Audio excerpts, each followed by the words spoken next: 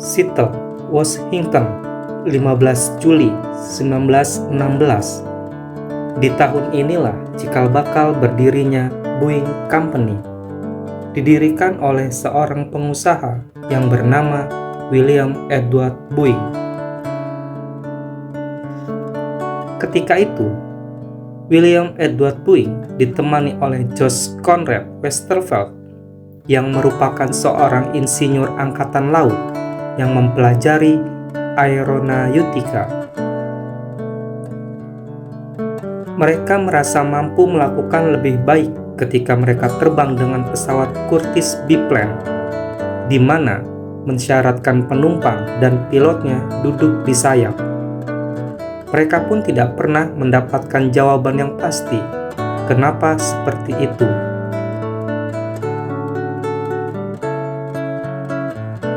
BMW Twin Float Seaplane telah dirancang dan mulai dibangun oleh Boeing dan Westervelt.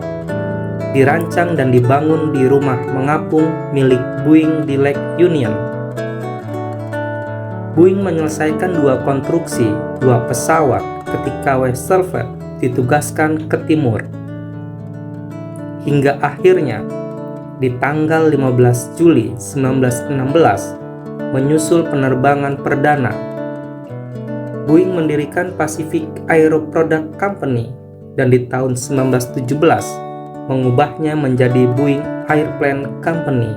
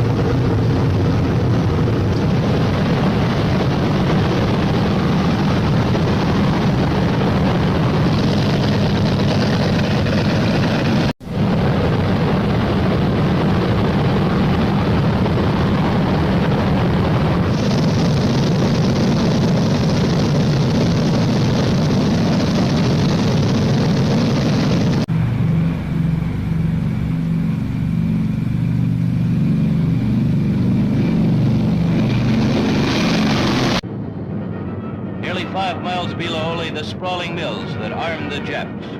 Jimmy Doolittle had said we'd be back. And we were. Von denen über 100.000 durch die Explosion und nukleare Verstrahlung ums Leben kamen. Hiroshima wurde zu 80% zerstört. Mit der 3 Tage später ebenfalls durch eine amerikanische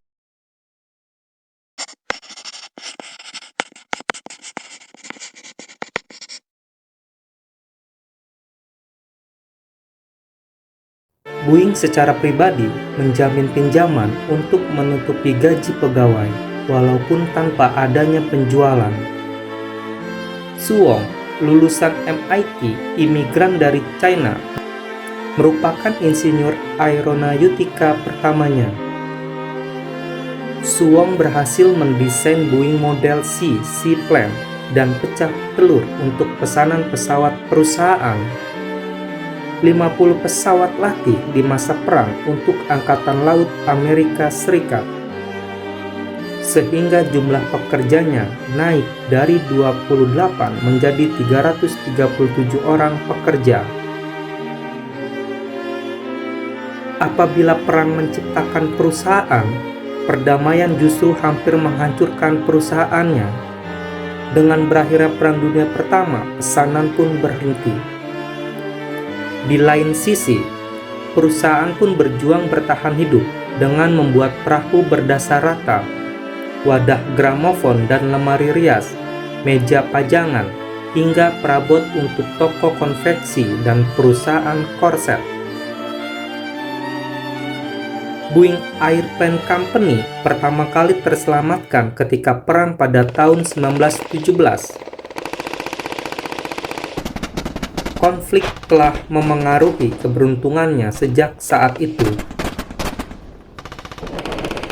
Perang Dunia Kedua, Perang Dingin, Korea, Vietnam, Teluk, hingga Afghanistan. Permintaan dari konflik-konflik ini berkali-kali memperkaya perusahaan. Bahkan ketika Uni Soviet bergerak menuju pacuan angkasa luar, Boeing mengerahkan teknologi nirpilotnya dalam program peluru kendali Minuteman. Dan ketika pada tahun 1970-an, dunia mengalami resesi, Boeing tidak memperoleh pesanan selama 18 bulan, memangkas tenaga kerja yang awal 80.000 menjadi 37.000. Salah satu pesawat yang terkenalnya adalah B-29 Stratofortress, di mana pesawat ini adalah pesawat pembom legendaris, pesawat yang menjatuhkan bom atom di Hiroshima dan Nagasaki. Penggunaan bom atom oleh B-29 di Hiroshima dan Nagasaki telah menjadi topik kontroversial. Beberapa pendapat bahwa penggunaan senjata ini adalah tindakan yang ekstrim dan kontroversial, mengingat dampaknya pada warga sipil dan lingkungan. Namun, dari perspektif militer, penggunaan bom atom dianggap sebagai langkah yang mempercepat akhir perang dan menghindari invasi darat yang lebih mematikan.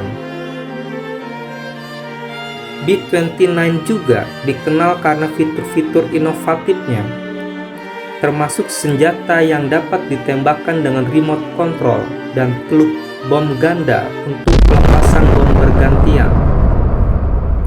Pesawat ini merupakan nenek moyang dari serangkaian pesawat pengebom, pengangkut, tanker, pesawat pengintai, dan pelatih buatan. Meskipun kontroversi mengelilingi penggunaan bom atom, B-29 tetap menjadi bagian penting dalam sejarah penerbangan dan perang dunia.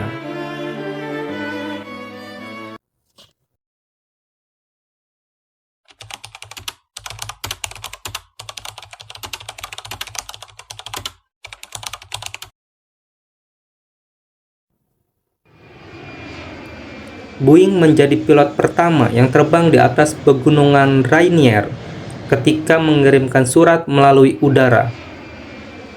Ia mungkin membuat sejarah, tapi gagal dalam menciptakan keuntungan. Namun, situasi ini mulai berubah dengan adanya pesawat tempur model 15, dan pada tahun 1927, pesawat pengangkut surat model 40A memenangkan kontrak US Post Office untuk mengirim surat antara San Francisco dan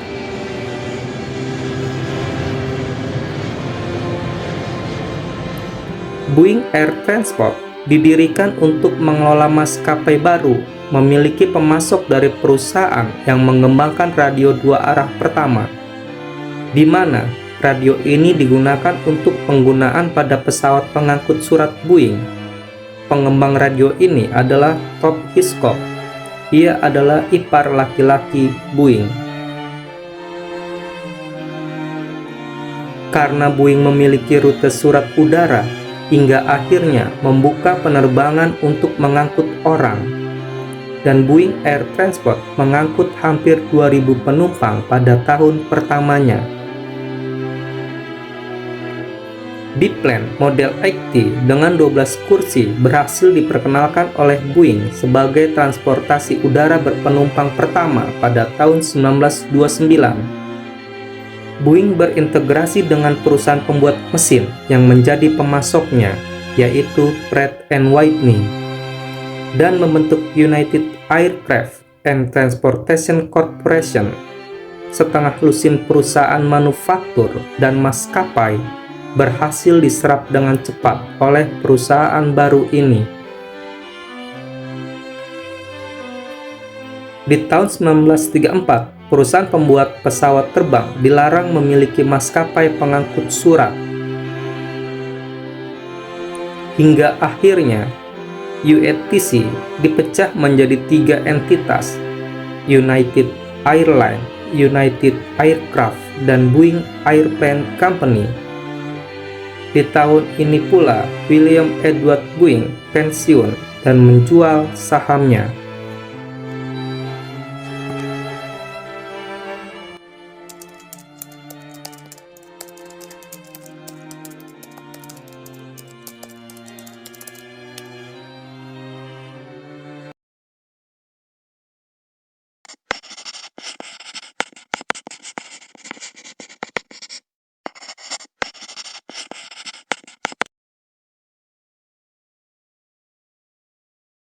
Rekan sejawat William Edward Boeing, yaitu Claire Edvard dan juga penggantinya, melihat masa depan ada di Big Boeing yang sedang dikembangkan, yang akan mengangkat kemakmuran dan destruksi di seluruh dunia.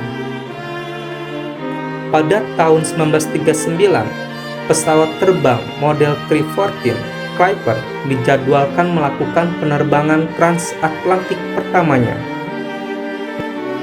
Namun, pada tahun 1938, pressurized airliner pertama yang mampu menjelajah pada ketinggian 20.000 kaki di atas sebagian besar gangguan cuaca adalah model 307 Stratoliner. Pada tanggal 28 September tahun 1956, William Edward Boeing meninggal dunia di usia 74 tahun. Kematian beliau menandai akhir dari kehidupan yang penuh prestasi sebagai seorang pengusaha dan pemimpin dalam industri penerbangan.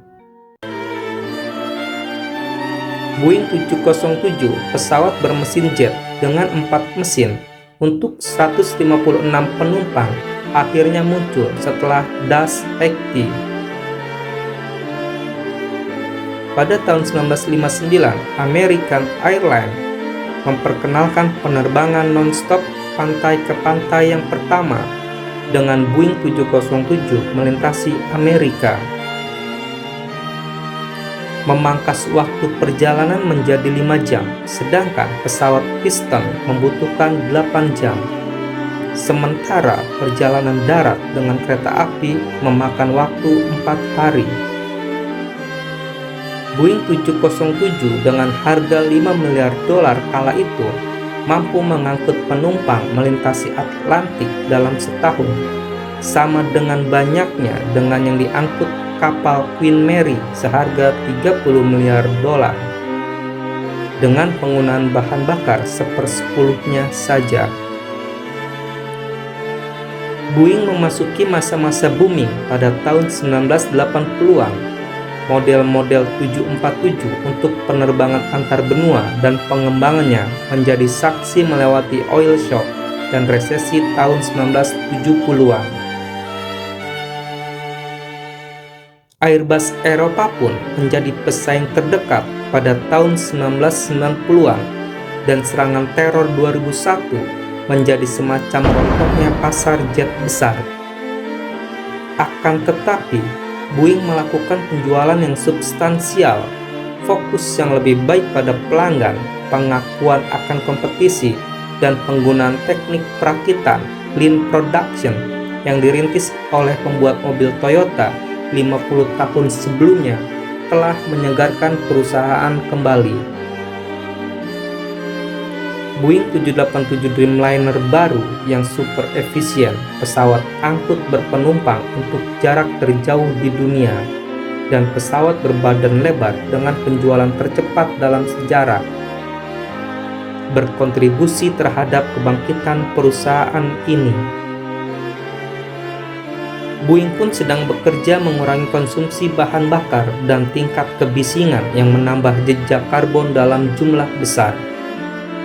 Saat ini, hampir pesawat jet komersial buatan Boeing melayani berbagai penerbangan dari armada seluruh dunia.